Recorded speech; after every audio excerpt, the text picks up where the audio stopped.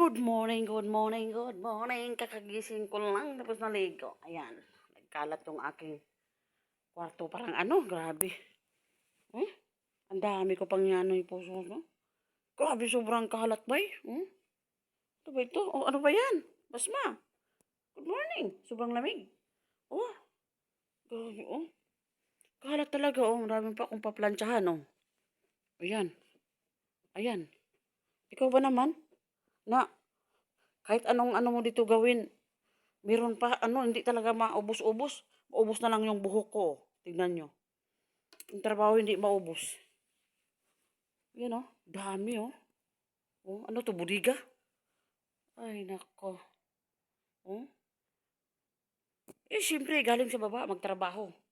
No, paakyat sa taas, sa kwarto. Ito, kwarto ko ha. Parang budiga na siya. Ayan. Ayan, dito na na lahat, mamalansya. Lahat. Ayan. Dito na rin mga kasama ko. Ayan, mga gamit nila oh. Ayan, yung sa akin. Yung sa kabila. Ayan, sobrang kalat talaga. Kahit anong gawin ko pa dito, makalat talaga oh. Kasi, galing ako sa baba, sa trabaho. Dalawang bahay, minsan tatlo pa nga eh. Pagpasok ko dito sa kwarto, gising ako ng maaga. Maligo, minsan maghilamos na lang kasi nalilate na. Oh, sa trabaho. Ayan, pagka ano, sobrang late na sa trabaho, ayan, ganitong nangyayari. Hindi na siya maano. Ay, pag akyat ko naman sa baba at sa taas na naman, at sa kusina ako, ay magla-live. Ayan, minsan magbibideo. Ngayon, nagbibideo ako. O, tignan nyo, o. Ayan, may laga pa, o, si Basma. Talagang pusa, o. Ayan, hello, hello, hello, hello. Ayan, ayaw niya kasi walang tinapay. Minsan, ayan, tapos magla-live. Habang magla-live, ay magtatrabaho. Ayan, pagka ano, tapos ako trabaho, tapos yung live, minsan punta ako dito sa taas, ay minsan magre-relax din ako ilang minuto o kalating oras o isang oras, ganyan, pagbigyan ko din ng sarili ko. Pagkatapos niyan, magpo-post, ayan, magre-relax ako, di ba? O yung pagbala-live ko, minsan nakaupo ako kumakain. Relax din yan. Tapos trabaho, tapos kain, magsasalita. Kahit ilang ano lang, habang nagkakain nga, magsasalita. O para lang may videos, para lang may salita, o ganon. Tapos, pagkatapos ko trabaho, akyat dito sa taas. O, akyat, ilang minuto na lang, ilang oras na, ilang ano na lang. Ay magtatrabaho naman ulit. O, ayan, magbibideo, magpo-post, aro. Ayan, wala na kasi. Double ano, impact. Pag ano, bigyan ko to ng time, siguro naman. Diba? So, siguro naman. At ngayon, nalilate na naman ako. Ay, siguro naman. Sige, habang nagbibideo ay nalilate na talaga ako. Ha? Late na talaga ako. Basma. Hmm. Ano yan? Ano yan? Ano yan? Wala pa tayong pera, wala pang sahod. Ano yan? Ha? Hindi pa tayo ano? Hmm. Wala pa tayong money, oh. Wala pa lahat. Ang bait-bait nitong alaga ko. Ay. Ang liit-liit ng ulo. Wag isipan ng masama, ha? Ang ulo. Hindi ang ulo ng kambing. Sige. Hanapin ko yung aking ano. Yung para sa buhok kay magtatrabaho na. Nasaan na yun?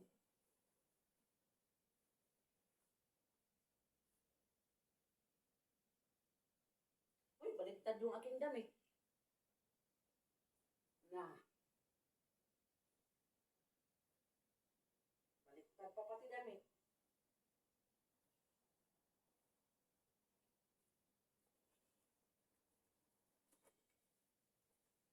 Hinahanap ang walang hanapin. Saan na kaya dito? Oh, baliktad pa yung aking damit mga ano. Tignan niyo, oh, baliktad pa oh. Oh. Nagtaka nga ako bakit hindi siya masirado. Baliktad pala oh. Yung zipper na nasa loob oh. Nagtaka nga ako bakit hindi siya masirado. Baliktad. Nako. Baliktadin ko muna.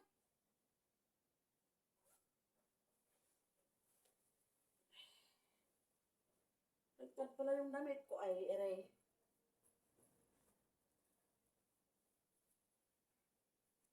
O, di ba? Oh, yun ang tama oh. Oh. Hanap na lang ako ng ano. Yung para sa ulo. Kasi yung para sa ulo ko kagabi, nilabahan ko na siya kagabi din. Ayaw ko ng ano, mabaho kasi pag balik-balikon.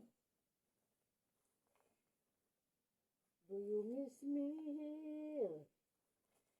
La la at the barn. Apa man dahil sapatos dali oh. May sapatos pa pala dito sa loob. Ano? I-arrange ko ito mamaya. Dito. Maglilinis na naman ako dito mamaya. Bigyan ko to ng time.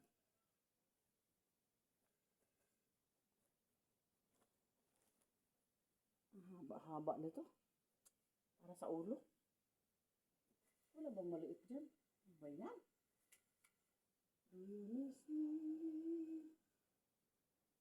Ay, nako. Ito pa ito. Isa pa ito. Makalangan kaayo. Imbis na magmadali. Tapos siya ay ano. Saan na yun? Ay! Wala na talaga. Wala nang mga ano dito sa ulo ko. Tabon. Magtabon na lang ako ng ano.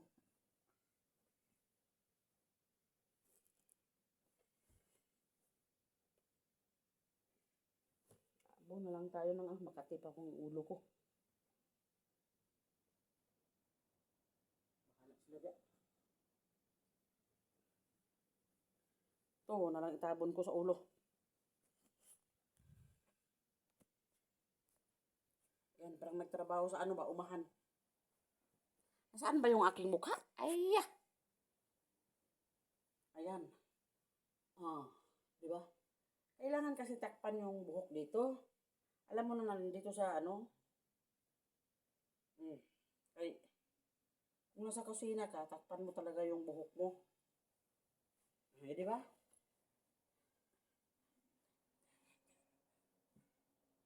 Kung nasa kusina ka, takpan mo talaga yung buhok. Ano bang nangyayari sa mukha? Sobra nagkompes. Sobra ng ano, sige. Overtime pa na. Tignan mo yung mukha mo para ng palanggana. Alam mo yung palanggana? Yung kapatid ni Balde. Alam mo yun? Ganyan yun yung mukha ko sa kusina. Para na itong takip ng kaldero. Ay. Kailangan kasi yun. Kasi yung buhok, kapag magluluto ka, kailangan nakatakip yung buhok. O, di ba? Kailangan nakatakip yung buhok kapag magluluto ka. Oo. Minsan matigas yung ulo, tapos malalagas yung buhok, ay wala ka. Pagalitan ka, ikaw pa magalit. Magtampo ka pa. Wala nang kwenta. So, yun lang. Nagtatrabaho na si Kumari o nagpimpimpulse na. Gawas na to. Kayo mo gawas na ko kay ikaw pwede din sa sulod nako. Pagawason ko rin ko. Pare man tagnaw. Bye-bye. Bye-bye na.